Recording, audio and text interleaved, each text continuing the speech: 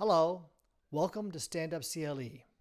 This program is from a few years back, where we got an actual comedian to team up with a lawyer pretending to be a comedian. Everything said therein is still accurate. So, please enjoy.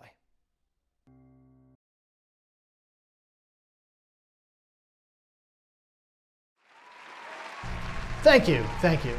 Welcome to Stand Up CLE presents the It's Never Too Late show, where we talk about the signs of, hazards of, and ways to recover from substance abuse. I'm Mark Wooster. Our guest today has been on Broadway, performed for 4 U.S. presidents, and has had recurring roles on network TV, solo comedy specials, hosted and produced reality television, is a WGA scribe of film and sitcoms, award-winning producer, and best-selling author. His best-selling book, Love Mastered, A Digital Journey to Love and Happiness, is critically acclaimed by the likes of Whoopi Goldberg and Dr. Drew Pinsky, inspiring readers worldwide in managing through personal difficulties. His latest 90-minute stand-up special, Datitude, aired primetime on Showtime Network and was front page on Netflix. His very first Comedy Central show was voted by viewers as one of the top 20 specials of all time. Summer 2015, he produced and starred in the #1 comedy album on iTunes, The Last Stand-Up. In 2003, he founded LaughterHeals.org, a nonprofit group dedicated to using laughter as a healing modality. After a personal shift in his own life, Craig is now dedicated to humor with purpose. In other words, he's way overqualified to appear on Stand Up CLE, but he's here anyway. Welcome, Craig Shoemaker. Woo! That's a lot of credits. I know, and I had to cut it down. HBO, Otherwise, Comedy Central, and here I'm in a conference room. Your career's on a constant upward trajectory, isn't it? It's a dream come true for me. I used to drive by here someday I'm going to play that conference room. And here I am. Thanks for letting me live the dream. It's a very exclusive gig, I tell Teaching you. lawyers about substance abuse. What more could you ask for? There's a lot more that I could ask for. But well, hopefully this is not your career peak. If I could help people, become aware of what addiction does to people, and that they're in turn able to help others, then what a great thing. So Great. It's good to be here. All right, sure. Well, thanks for coming to Stand Up CLE, or this time, Sit Down CLE. All right. So, Craig, I thought we'd start with your background. Where are you from? Where'd you grow up? I grew up in Philadelphia, Pennsylvania, which is quite different than here. I just had a beautiful breakfast this morning. My wife is a vegan, so I'm from Philadelphia. It's far from vegan. We eat scrapple. Have you ever heard of scrapple? I've heard of it, but I don't know what it is. I don't trust anything with the word crap sitting right in the middle of it. But it's one vowel away from scrap pile, which is basically what it is. Oh. Philadelphians, they put it into a mold. It's a pile of scraps after they make the sausage. Oh. And Philadelphians, put ketchup on it, put hair on your chest. I was like, thanks for the health tip there, Sasquatch. I'm glad to be out here, though, living a much healthier life, but I'm happy to be from there because it really did inform a lot of who I am. Okay, and from here, by the way, we are in beautiful Beverly Hills, California right now. And That's Craig, right. You currently live where? I live in Westlake Village. So I live out in the suburbs with my kids on cul-de-sacs and green belts. It truly is an amazing life, especially from, I come from, the streets of Philadelphia. Now, the reason you're here is not just because of your great talent or good looks. This is a program about substance abuse, and you are in recovery from substance abuse. Yeah. How long have you been in recovery? In recovery, I'm sober 29 years, but I've been in recovery for over 30. I had some slips in the beginning. I thought I knew what I was doing. Which is one of the problems with alcoholics and addicts, is we really do think that we're in control. We think that we can manipulate and we've got the answers, and that's what I thought. Even in recovery, I thought I had the answers. I remember the first meeting I ever attended, sitting there thinking, I was writing notes down. I'm going, wait till they ask me to be the speaker. I thought I should be the speaker like within weeks because I'm better than this guy. I've got good stuff. I'm a comedian. And it was, a lot of humility, a lot of lessons, humble lessons had to be learned. It's not about the ego. It's not about control. It's, about showing up for yourself in a different way. Great. Yeah. Now, what substances were you addicted to? I had many. I'm like the garbage can, but I was always proud of one thing. I would not put needles in my arm. That was my thing that told me I'm not an addict. I never put a needle in my arm. A lot of people, a lot of addicts, that's how we think. Some of the thinking, it's that justified thinking is like, For instance, well, I don't drink, Manhattans. Do they still make Manhattans? I don't want to age myself, date myself here, dating myself. You want to go out? I don't think so. But anyway, that's what keeps you out of the rooms and out of recovery is you start to tell yourself these stories of, well, I'm just drinking wine or I'm just drinking beer. So therefore I'm not an alcoholic, or I'm only doing cocaine, which was one of my addictions, was cocaine. And I did a lot of things, acid, Quaaludes back then. You're old enough to remember Quaaludes. 714s. I actually knew the son. It said Roarer 714. I actually knew Roarer personally. Oh, they were down the street. So talk about a good dealer. It was. You really had a connection that time. Yeah. I was always after connections. That's one thing that, whether it's a bartender or a dealer, that's something an addict wants to know. And I always knew my way into places and knew the guy with the velvet rope. I always knew that you have to know the people that can supply you with what you're looking for. And so the answer to that is I was addicted to not only drugs and alcohol, but other things as well. Such as? That took me sex, gratuitous sex and love. That became something I sought, especially even in recovery. You remove one thing and it goes to another. And that's what happens with all addicts and alcoholics is you kind of replace something. What one hopes is you replace it with a program of recovery. You're basically working a program to deprogram the way you're programmed, the way the DNA works. It's like I have to have that, and I've got to have it now, and I've got to have more of it, and it's going to fix me, and that's where it manifests itself in many different ways. Now, do you think any reason why you became an addict? You can diagnose all these years later? Well, it's debatable, and it still is debatable and questionable.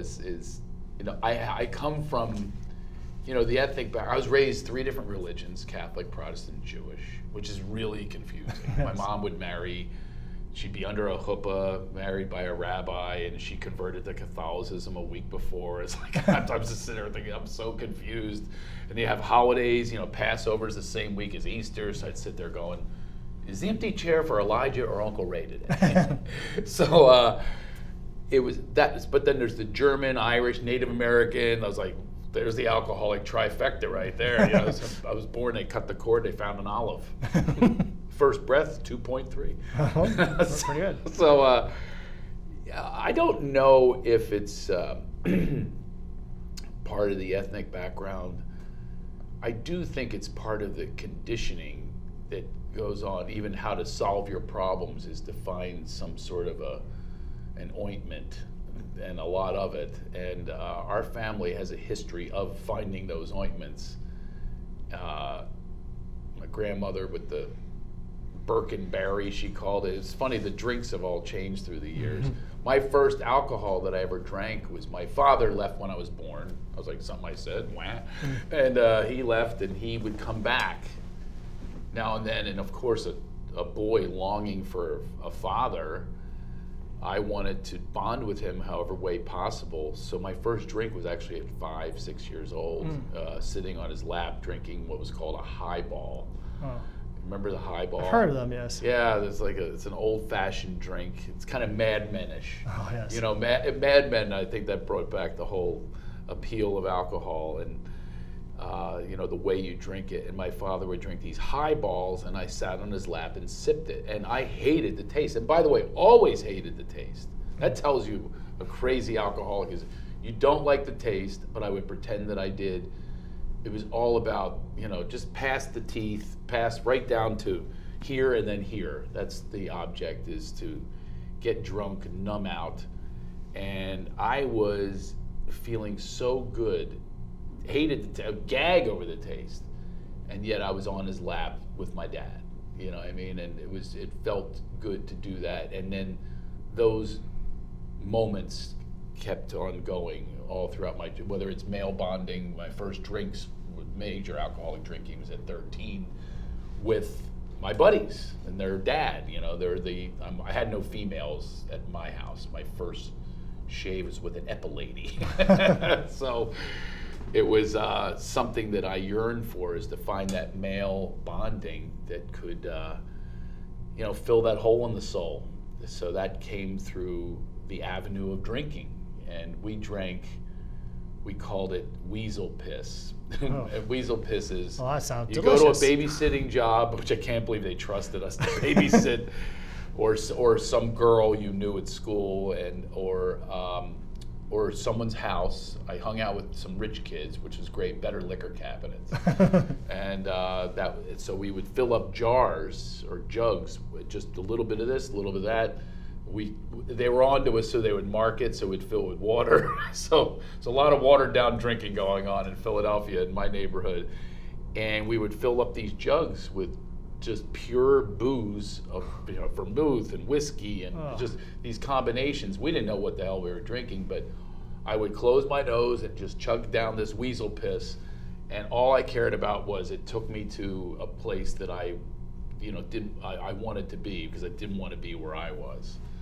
And that's the first drinking was with those guys, who were, my brothers. And they, by the way, still are. Still friends with even though I live out here, I'm still friends with the guys from. How many of them ended up in recovery? None of my friends ended up. It's an interesting thing. It's a self-diagnosed disease, and some people, debate, is it a disease? Yeah, we'll get into that. Yeah, and I can't diagnose them. I think that some, I can smell it. I kind of have a sense that some might be. This is actually one of my old friends I don't hang out with because of his addiction, and no one does. We just had our high school reunion. He wasn't there. I have no idea if he's even alive. 10th high school reunion? It was 5, man. Oh, You're aging me here. Okay, sorry. So, hope you have like some gel on that lens to fog me out here, like they did in Moonlighting with right. Sybil Shepherd. Let's say. So Soft focus. there's, and it was his drinking, but it's the symptoms that you can't hang with someone who lies, and he is a pathological liar.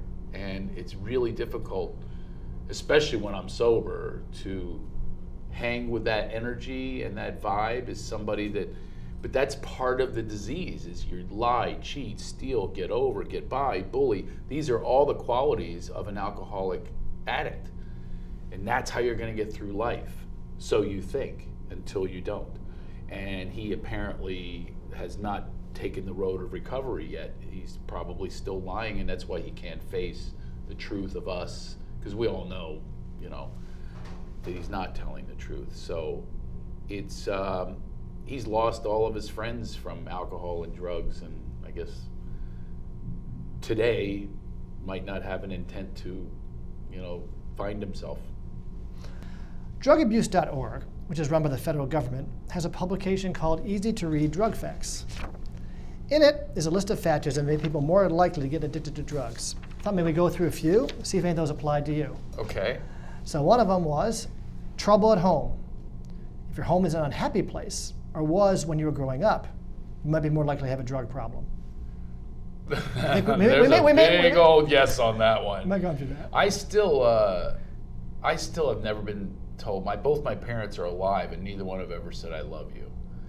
And to have that in your life as a child, and to just seek that and then go down these other roads to find that, it can have a big effect on trouble at home. It's trouble every day, because we all as human beings want to be loved, and if that's not there, then what are you going to do? You're going to find alternative methods of finding it. So there was a lot of trouble at home, and then I caused even more trouble through crimes and anything I could do to act out.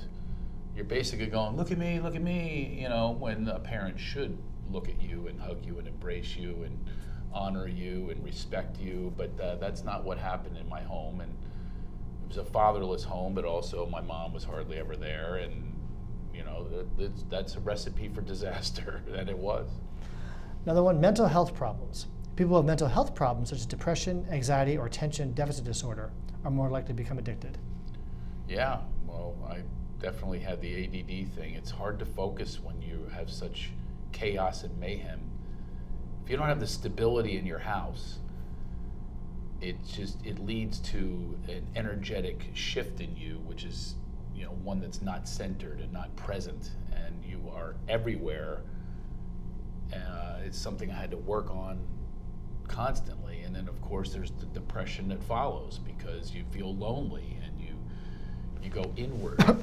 And even though there's all these examples I had in my personal life of going outside, there was still the inside was never fixed. They have trouble in school, trouble at work, trouble with making friends. Trouble making friends, I'm going to say no. That Okay. I finally have a no. Okay. But then again, keeping friends, that's a difficult thing. If you do lie, cheat, steal, and all those things, qualities that I talked about before that are not good qualities to have, then you're going to lose a lot of friendships, and they won't be sustainable friendships. I'm fortunate to have quite a few really, really great ones that are solid, good foundation. That we've been through they've been through my recovery, they've been through my addictive behavior as well. But relationships are tough. What were some of the other ones? It was Trouble at school, trouble at work. School, I just pulled out my old report cards. That was fun because I was wondering if my sons, I have 3 sons and a daughter, I was wondering if any of them have inherited any of my, any of the things that kind of prevented me from getting good grades. And sure enough, the report card, every one of them, I found another one and another one, they all said the same thing. Can you guess what they said? I don't want to try. Okay, here's what it is. And they all said it, Yeah. and it didn't matter the teacher. Great potential, great kid, love him. He's funny, but he has no focus. So, and it'll be things like the focus. It would be things like, disturbance in class. It would be one teacher actually. Mrs. Stout in 4th grade, she was done with it. She was done with my behavior, and she put me in a closet and tied my hands behind my back with blue yarn. I'll never forget it. She said, "You sit on this box, and you not get off this box, you'll be back in here tomorrow." And here's another thing alcoholics and addicts have, very defiant.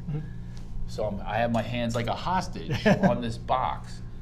And I spent the entire time off of the box looking through this little vent for her big alabaster thighs to come in her skirt. And I'd see the thighs come and I'd jump back on that. We're very obstinate people, the alcoholic addict. And, I'd already had it in 4th grade. You have it. This is it. The disease is there. And I was stubborn and obstinate, and that's the way we are. And we skirt the edge, don't follow the rules. She told me the rule was stay on the box. The reason I was on the box to begin with was I wasn't following the rules of the class, make my own rules, and defiant righteousness. And so I'd get back on that box, and she goes, "Did you get off that box? Lie your ass off." No, I did not. Release me from this blue yarn and back. By the way, this could never happen today. No, I'm just trying to think. How many lawsuits we'd have? Can you imagine if this would happen today? I just can't. I mean, the kids now and the moms with the helicoptering. Oh, I know. If somebody speaks cross to your child, there's a huge social media. My ex-wife removed our son because she heard a rumor that the woman said a bad thing to a kid 5 years ago. She took him to another school, because rather than have him suffer from Mrs. Howard. The good old days you can lock kids in closets and nobody complained. Yeah. What's happened to that? I'll never forget that blue yarn, though. I will. It's something that did stick with me. I'll tell you that. Not in a good way, but yeah. Another one, hanging around other people who use drugs. Well, that's for sure. I mean, misery loves company, as they say. So you don't think you're miserable. I call them the woo people. You ever see? Oh, my name is Wooster. Is that?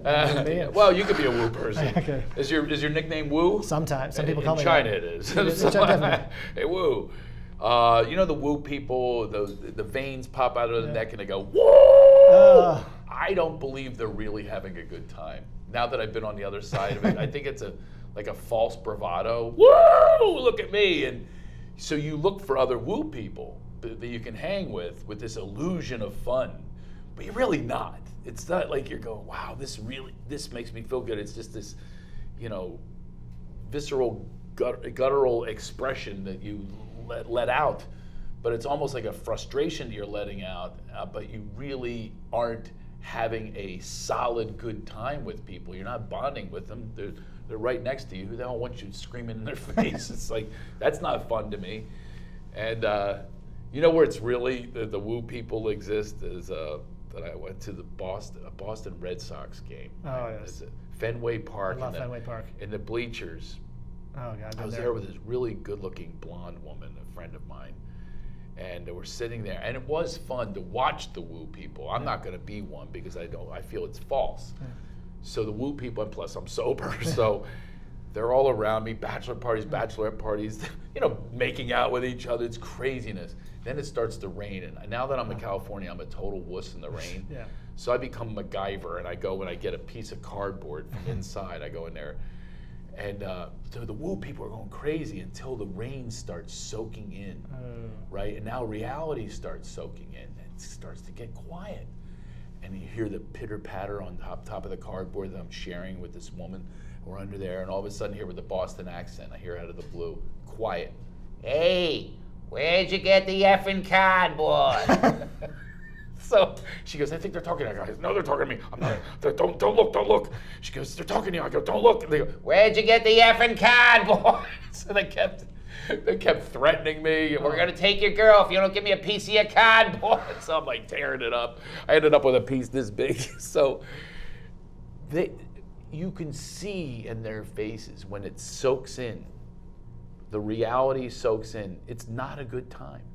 It's false. It's a facade of a good time. And now that I'm on the other side of it, I'm not being judgmental.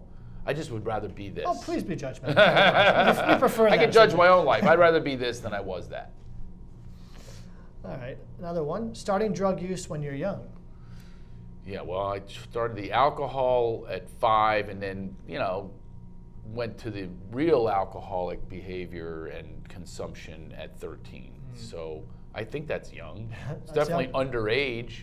I used to be in a business. Well, if you're Jewish at 13, you're allowed to have wine at ceremony. That's true. That's true. You can, as long as you study your Torah. Yeah. So, yeah, I used to sell fake IDs. By the way, that was my job. My uncle. You were an entrepreneur too. Oh yeah, I was entrepreneurial back then. By the way, you will become an entrepreneur if you have to feed your habit. Oh, there's all sorts of, it's called scamming. That's a French word for scam, is entrepreneur. Okay. So I would have these scams. My uncle, who's major alcoholic, by the way, he became the example of what an alcoholic was to me, or Mr. Plunkett across the street with a bulbous red nose with exploded corpuscles. Oh, it's like Popeye. That's an alcoholic, so therefore I don't look like that, so I'm not one, which keeps you out of recovery because you go, I'm not that. My uncle was big time, homeless and the whole deal, and he used to score me booze, but he went away to the Navy, and we had a scam. He got stacks and stacks of naval identification. So my whole neighborhood, I'd fill it in with my little Remington typewriter.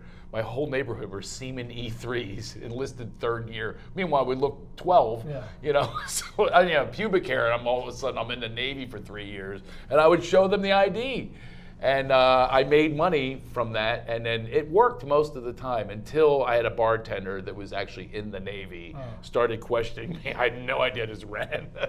I just went to the next bar. I'm glad your uncle is such a good role model. Oh, he was a good role model. He died of alcoholism. He died of liver.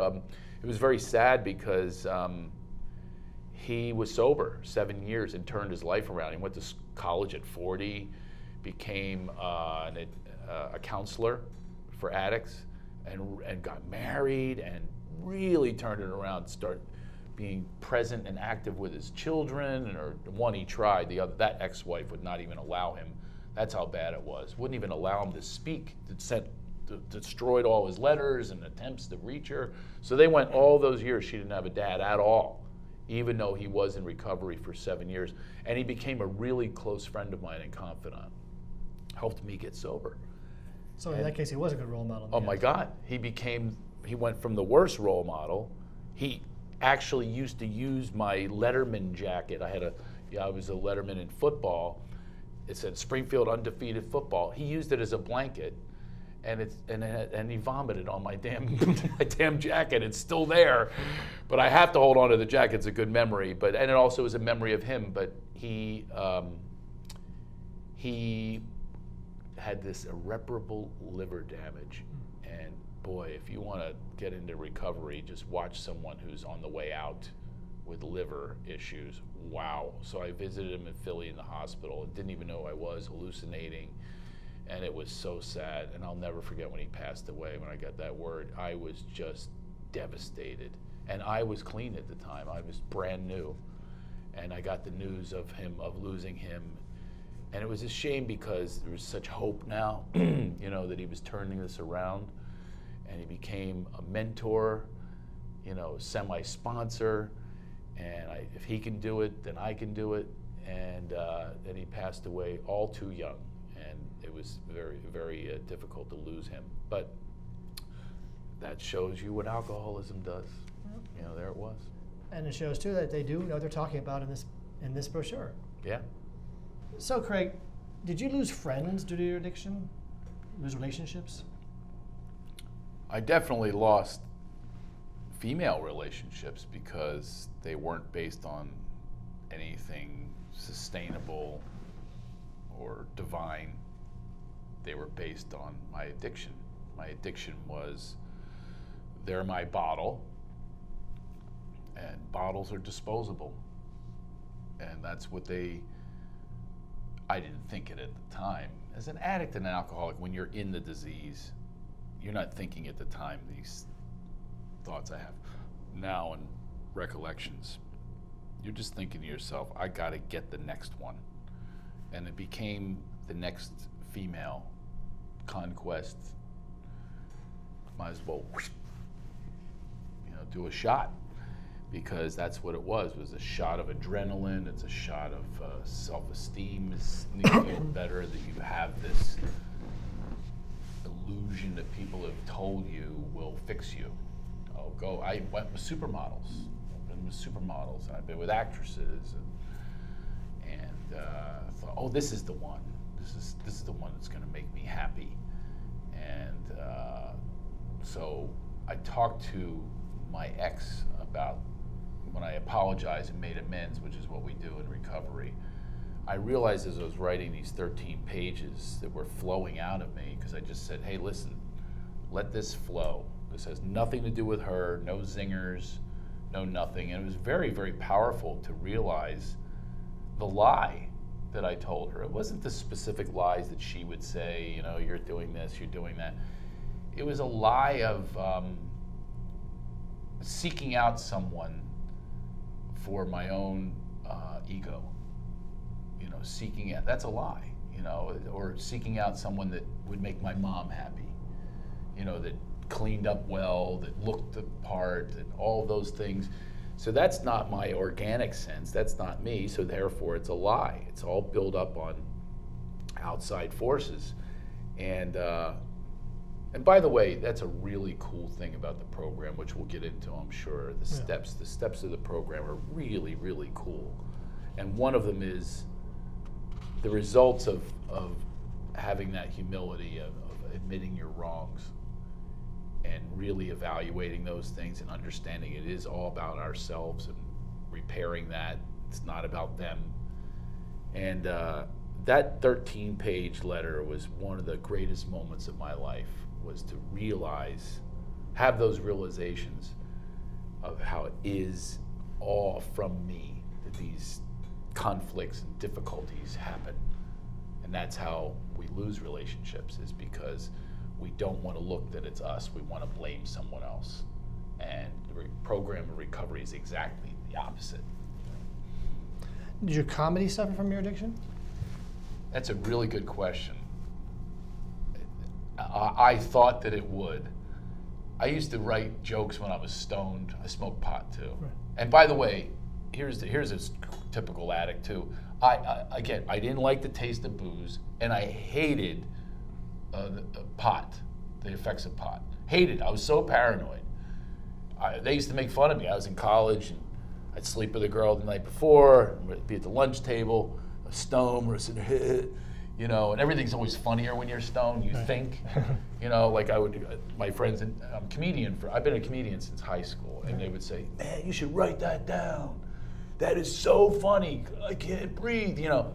And I'd write it down. I thought it was brilliant until you find the note the next day. You go, "Hamster nipples? What the hell does that mean?" But it'd kill you the night before. You go, "Hamster nipples, I can't breathe. Stop it." And then I'd be so paranoid in public if I was stoned, even with my friends. They do this thing, you feeling all boxed in. I go, "Ugh." And yet I kept doing it because I kept thinking the next high will be the good high. That guy, Mike, you know, those cool stoners. Please, why can't I be that? You know, maybe they don't have the addictive personality, which comes with paranoia, and it would heighten my paranoia. I'd sit there and I'd say, "There she is. Don't look. She's right at the milk machine." And they would all stand up, 7 people. Go, "You mean her?" I go, "No!" And it made me nuts. But I just kept thinking that the promise would come true, that I'd be smarter and more clever and a better artist if I was high. And I come from the generation of comedians that would walk on stage with the beer. By the way, it drives me nuts now if I see it. I said, "That's not George Burns with a cigar, okay?" It looks very uncomfortable to me. So the first few days of recovery, I freaked. I'm going, "Oh my God, I'll never write another joke." And nothing could be further from the truth today. I'm such a better artist. Things come out of me that, you know, you read all those credits, right. You know, producing a new movie now, and just wrote a season of a hit sitcom. Nothing stops me now because there's no blocks. Nothing stops the flow. And it really is, you know, if we have a creator, whether you believe in it or not, that's creative. That's pretty damn creative to come up with Earth and people, right? So if I can tap into that's a very good credit to have. Isn't it? Yeah, there's some credits that are not on my bio. So if I can tap into that source, which I do now because it's not clouded over with addiction, I cannot even believe some of the things that I've written, including that book that I wrote. Just all it did was I said, just get out of your own way and let it go and let it flow. And that's what happens now with the writing. You know, I have nothing prepared here. You know, I just say to myself before I get here and meditate, connect with that source. And it's it's kind of like Star Wars, one of my favorite movies. You know, it's the Force. That's what he's talking about. He's talking about what's within you already. It's not outside of you. It's not a shield. It's not a gun. It's like, what can you do to connect with that? So if you use drugs and alcohol, you're disconnecting from what's already inside of you. It exists there already. So, you know, the art form is, you know, that's Yoda, man. You know, ooh, jokes you have, you will. So how did you realize you had a problem? And even then, when you realized you had a problem, did you think it was something you could control? Oh yeah. That's the ego of the alcoholic and addict. Most people have huge egos, you know. Just really think that you have control over it. And I remember in the beginning when they'd say about the control and the willpower and all that kind of stuff. It's a tough question to answer because it's an ongoing discovery of what is willpower and what's the power of higher power. I remember saying to myself, "What do you mean? I got to do something. I can't just sit here like a marionette, you know, and let this higher power take me over, you know." Well, you can. You can, because if you tap into it, then you are the vehicle for this higher power, whatever is meant to be. So you become, like a body temple. So if my ego, thinking that I know better and I can control something, takes over, what are the results of it? The results are bad relationships, losing jobs, because those are ego things. Nobody wants your freaking overblown ego at a job, right? That's not working well with others because it's all about you. We're self-absorbed alcoholics, and if you start to remove that, then the higher power takes over the willpower, and it's much better. I have a thing where I do that's called spiritus. It's a Latin word for breath, because a lot of people, you enter the program, they say, God. I go, oh my God, are you kidding me? Oh my God, are you kidding me? I hated it. G words, grateful and God, I would go out of my mind because I was so confused religiously. But it's not religious, it's spiritual. It's a spiritual, spiritus, the breath within. So now if I'm in a situation, which the old situation is, I'm tough. I'm Philly tough, and I can get by, and I can get over, and I did. I was successful. I had some successes. Even the getting over successes. The women and stuff like that. But if I just pause, and allow this spiritus, this breath, to take over, it's so much better the results. It's like, well, then I get grace, then I get peace, then I get serenity. All these things that eluded me as an addict, well, now I have them in the moment. And then what happens from there is something better manifests as opposed to what I want. Something where I am taking another person in. And that's pretty cool. It's a great tool that I've used as my higher power, is this spiritus and connection with this pause for forgiveness, for telling the truth, all of those things, for humility. I can be present for those if I allow it. So does that answer your question? Well, here's the second part. The question was answered like an hour ago, so I don't even know. I don't remember what it was anymore. Is anybody getting all this? Is anybody don't worry, someone's taking a transcript. They're lawyers, right? I'm talking about spirituality with lawyers. Come on. Oh, well, anything that'll do the job, lawyers like. So, I did ask the first part though, which I sort of threw off, was there a moment when you said to yourself, it had to be some moment where you said, I have a problem? Was there like a magic time, or did it develop over time? I've been asked that a lot, and I've thought about it a lot. I can only give like examples of when I stopped for a moment to go, whoa, wait a minute. There were times I stopped without the big consciousness. I would just stop and go, tell yourself you're not an alcoholic, and I would make deals. I go, go 30 days without drinking, and then there's no way you're an alcoholic. By the way, an alcoholic only thinks like that. You're probably not thinking like that. I'll go 30 days to prove myself I'm not an alcoholic. That's an alcoholic. There's your first indication. So I would make it like 8 days. I go, who can make it 8? Hey, I made it 8 days. That's good enough. And then I would go. I'd start with 1, and then it would increase. These little mind games I play with myself with the willpower and the control. It's like, you have to be in control, and I can do it. I can do it. It's just not the way to go. But what was the original question? So when did you finally realize you had a problem? So the realization on the problem was a development of things. The one big one that I recall is I was walking along in Philadelphia. I was living there at the time. I was with my buddies at this, those outdoor festivals that they have with food and booths. Well, we're going along and drunk, and I was the lampshade on the head drunk. I was always the one that entered the party guy, that gonna make you laugh. Nude. I was always nude. So I walk up. Thanks for that vision. It was a much better visual back then, but so I went to this booth. Something compelled me to go there. I don't know what it was. I guess I know now. To get this message, and it was iridology. Do you know what that is? No. They study your eyes. Okay. They just look into your eyes, and they can see the window to the soul. They can see what's going on with your health. And so I look at her, and I will never forget, this perfect stranger became, like a messenger. And she looks at me, and such compassion came over her, and empathy. And she looked at me, she goes, why are you doing this to yourself?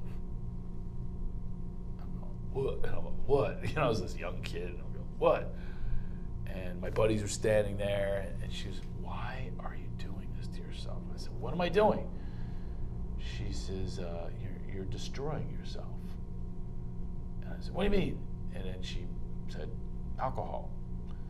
She said, what it's doing to your liver, you are going to not live a long life if you continue along these lines.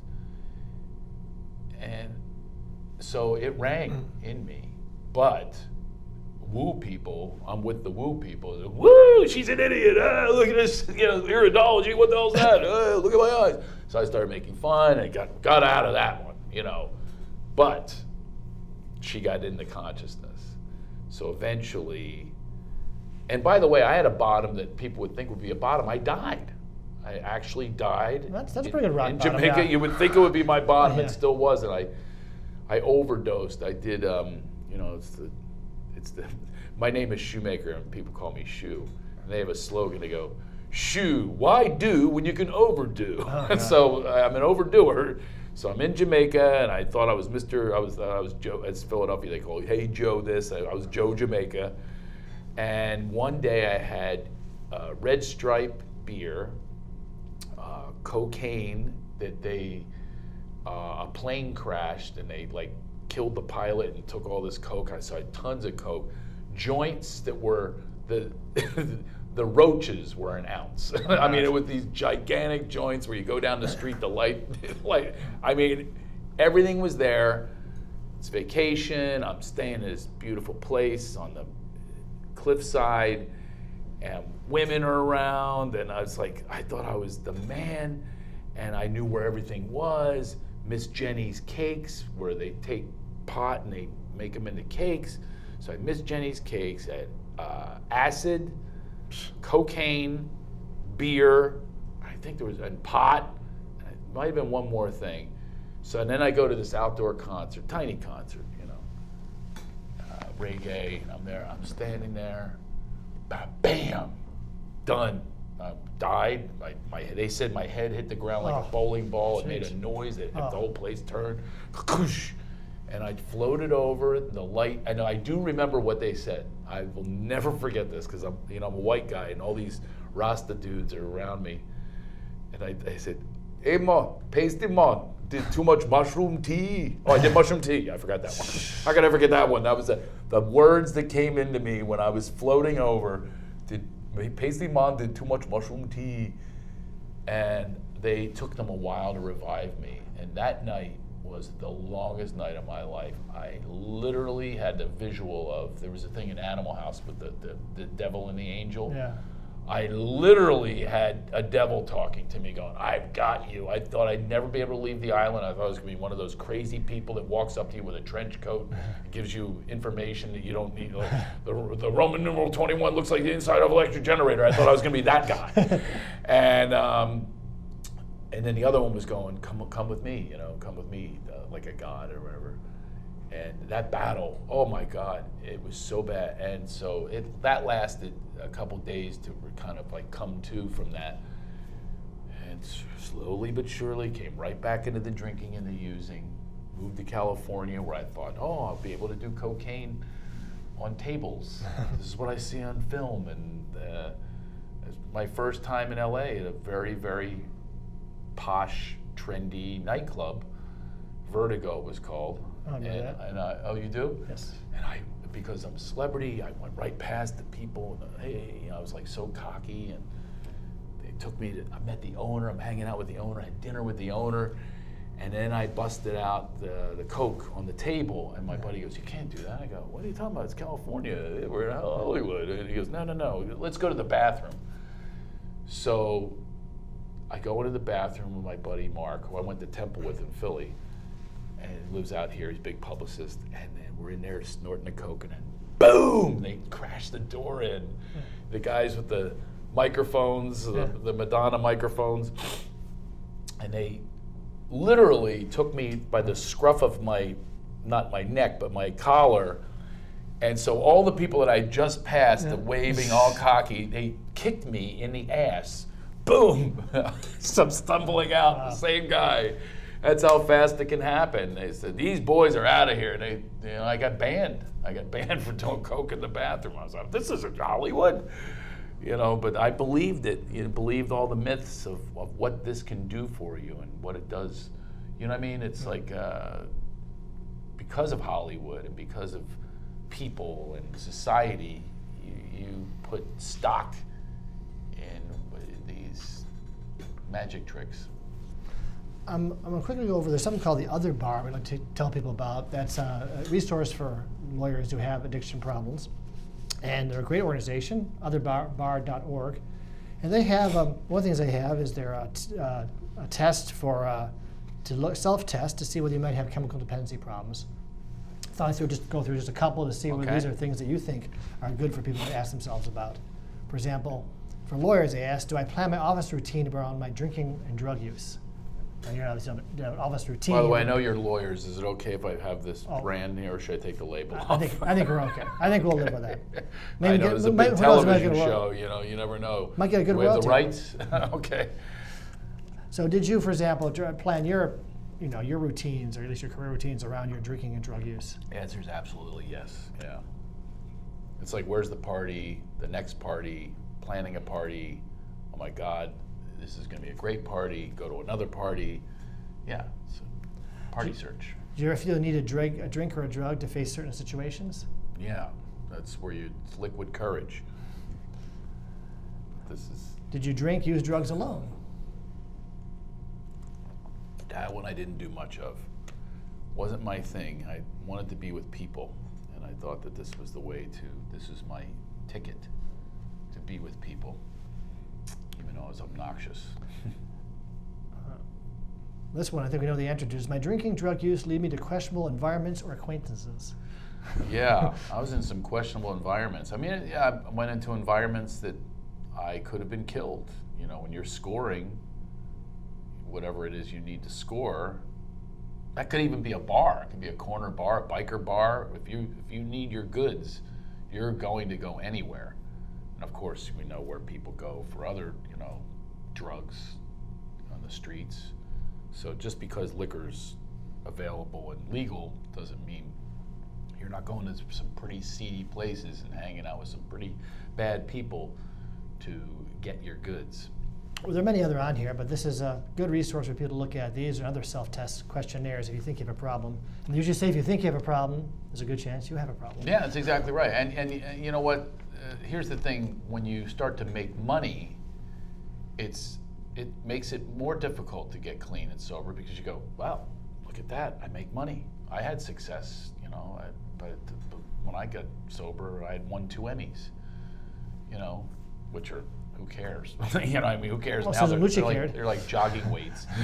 Yeah, I mean, it's because you think that the outsides are going to fix your insides, and you think, oh, wow, look at what I have. I couldn't possibly be an alcoholic, because you compare yourself, like I said before, to Skid Row people and things like that. And then the parties you hang with are not corner bars or the barrio where you're scoring heroin or whatever. No, you're hanging with, the cocktail crowd. And we've been all conditioned to believe that the cocktail crowd is, erudite and having a wonderful time with their cocktail and their wine sipping. And but if you find yourself at a wine tasting or whatever it is, and you're not there for the taste. I used to go to wineries for the free wine. And if you find yourself drinking, seeing someone's glass, and there's something in it, and they're leaving it, and you're compelled to go finish it, or you ask them why they haven't finished it, because I've never left a single drop in any glass. I'm proud to say. So if you find yourself, yeah, I mean, that could be an indication. I'm not saying that's, on the list, or well, it's probably on the list. Probably the list somewhere. But yeah, if I remember and still do, that's how I consume. I consume it. I don't sip it. So how did you finally tell yourself, I have to stop, I have to go into recovery? Yeah, it was interesting, because it was a combination of searching for the outside hotties, got me sober. It's kind of weird, but that's how it happened. I was in acting class with this woman, and I went to a party with her and this other beautiful blonde actress. So I'm there, oh my God, this is great. I'm in Hollywood, and we went to a keg party. Remember keg parties? I don't even know if they exist anymore. I bet they do. So I said, you guys want a beer? And they both said, well, we don't drink. I was like, are you on solids? What do you mean you don't drink? No concept of this because a drunk, an alcoholic was Mr. Plunkett, or my uncle. They don't look like that. They're hot, So I remember I said I drank their beer for them. I said, I'll drink it for you. And and they both looked at each other and they were like, oh, this guy's, he's got it. And that they were the first people, they weren't probably the first people, but they confronted me. And I said, to prove to them though, my ego wanted to prove them. I go, all right, take me to one of those meetings. And when I went to that meeting, and there was a famous actor actually speaking, who I related to because he looks like me and so forth, comes from a similar background. He said things that I could not believe. I thought he was reading my mail. I was like, oh, you gotta be kidding me. Because all you think when alcoholics, you just think it's all about the alcohol. And it's all about the behavior. So he was saying things that I still remember the talk. I ran into him recently. I thanked him. He couldn't believe it. This guy, we just ended up hosting something together, and I thanked him because if indeed he was not there, would I be here? Because I needed to hear that message that night. And that was the first time I ever uttered the words, I'm an alcoholic, which was very powerful for me and also very scary. They went around the room. And I remember them, oh my God, my palms were sweaty, I was shaking. Just the admission of it is huge. It's because you can't go back. You basically can't go back. And I knew that instinctually. I can say it now, but at the time I just, if I say this, what a surrender it is. I'm surrendering my will to these idiots, these bunch of drunks. And it came around, and they'd screw with me because they all said it in a different way. Oh my God, I'm Harold, I'm an alcoholic. And I go, or somebody else would go, I'm Debbie, alcoholic. And then somebody would say, I'm Howard, dope fiend. What? I'm sorry, how do I say it? How to present it? I was so self-obsessed, which is part of the disease. We're self-obsessed. As if anyone cares how I say, hi, I'm Craig, and I'm an alcoholic. They don't care. So I let it out, and that was it. That was the moment. I went out a few times after that for slips, they call them. And but then now 29 years. So your kids have never seen you drink? No, they never have. I'm actually proud of that. Great. Now, how do you explain alcoholism to them? Well, one way I explain it is, remember when you were a kid, you would do that twirling thing around and around and around to make yourself dizzy? I tell them, I said, well, Daddy did that a lot. And the other thing is, I do believe that I kind of have the champion gene. There was a Pope of Greenwich Village. I don't know if you remember that movie, but oh yes, I do. The horse. They would say, he's got the champion gene, Charlie. He's got the champion gene. So I believe that I've got the champion gene of alcoholism. I've got the gene, and I remember it. So I tell my kids this story. I said, this my nephew, before I had children, and I wanted children, so I was Uncle Craig. And I went and saw my niece and nephew, but especially this one day with my nephew sums up alcoholism all in one. So I do believe that he's got the champion gene because he's the son of my sister who was actually sober.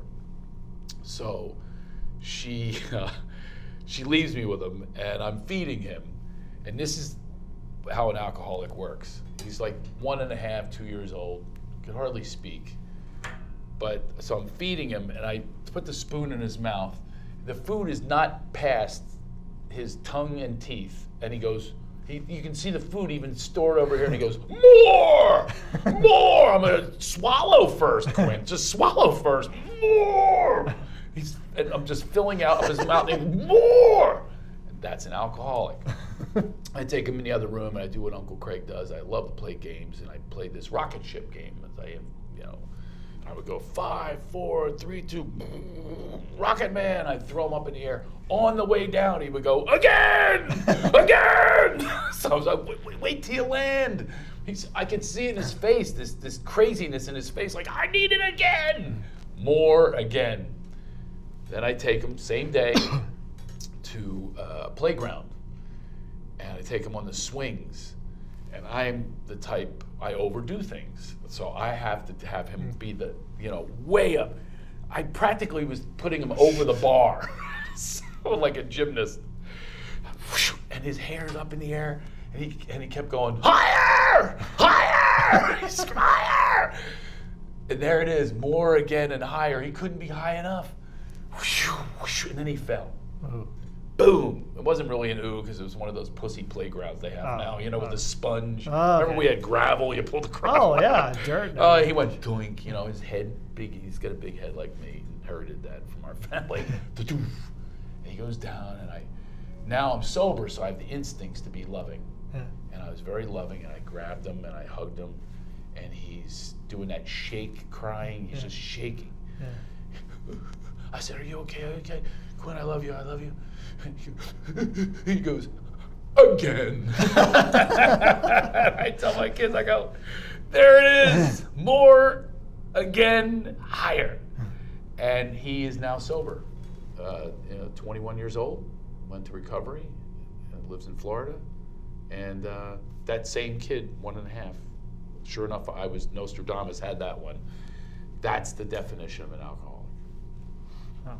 Now, one thing before we close up, there's another organization people might look at, another government one called the Substance Abuse and Mental Health Services Administration, which reads the worst anagram ever heard of, Samshusha, or something. But anyway, one of the things they list and is they have a publication. Yeah, is the next step toward a better life. And one of the items here I thought was interesting was talks about one of the ways to deal with in recovery is use what they call anti-drugs and anti-drinks, like doing things like instead of doing alcohol or drugs, doing chewing gum, or eating candy, watching movies, shooting baskets. Some people call that stuff sort of like, and these are just examples, but of course substitutions. These substitutions. And I think, do you believe in substitutions? There's no question about it. As a matter of fact, you just asked me the question, how do I show my kids that I'm an alcoholic or what it is?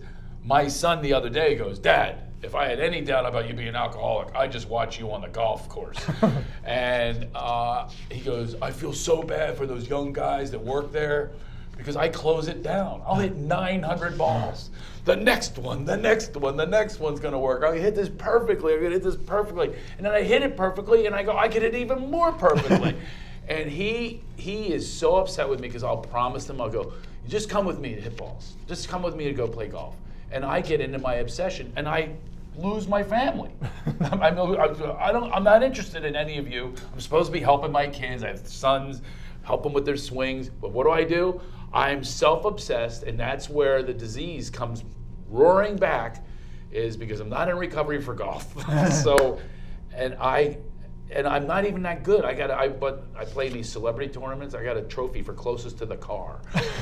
So I'm insane with it, and literally insane. I'm mad at myself because I'm not in serenity. I do not work the program on a golf course. I've said the words constantly. I hate myself. No example for the kids, but they get to see what it would be like if Daddy drank. That would not be good for them. So I do give them a little taste. So on a golf course. So do you like golf as sort of a metaphor for addiction? What you say? It absolutely is, because it is about being present. It's about being centered. You are listening to a higher power instead of your own head and your fears, because you have to deal with your fears in golf. Because you have a fear that I hit it into the water last time, so do I want to repeat that? So now it's in your head, and you're going to hit it in the water again. Unless you're in the moment, and you clear out all of your stuff, which is what the program does. Is you clear out those things. You take personal inventory. When you're wrong, you promptly admit it. All of these things are wonderful behavior modification, and what a way to live. I always say, even if you're not an alcoholic or drug addict, what a way to live by these, steps and traditions. It's an incredible thing. So if I do work a program on a golf course, wake up early, meditate, connect, all of those things, the golf game is great. If I go in there in a hurry, not taking care of business and all that kind of stuff, I stink. And the self-loathing comes in, and obviously the program is about divineness and love and kindness, even to self, forgiveness. All of those things do not happen when I'm going, I hate myself. I'll actually say, what is wrong with you? And I find myself in sand traps, and I hate sand. I'm terrible out of the sand. And, now some of these things can be replaced by positive thoughts. Even me sharing that with you today and the humility that develops from that, my game will be better today or tomorrow when I play, because I've gotten that out. And it's LA, so you can play every day. Yeah. So if we have one thing to take away from this, don't do drugs, don't do alcohol, play golf. Well, all right. Don't play golf, or you might end up doing drugs and alcohol. But there's a lot to take from today. I'm really glad to be able to do this and share kind of my experience, strength, and hope and wisdom with people. These are not my opinions. These are my experiences. And I'm not telling anyone they're an alcoholic, and that's something we should never do, is tell someone, by the way, that's the way that they will avoid recovery. But if you let them know, like that first speaker that I heard, you let them know what your experiences are, not your opinions, then it becomes attraction, not promotion. You're not promoting something. So I hopefully I was an attraction today. Oh, definitely. I'm very attracted as we speak. Thanks for coming to the Never Too Late Show. Thanks for having me. That was fun.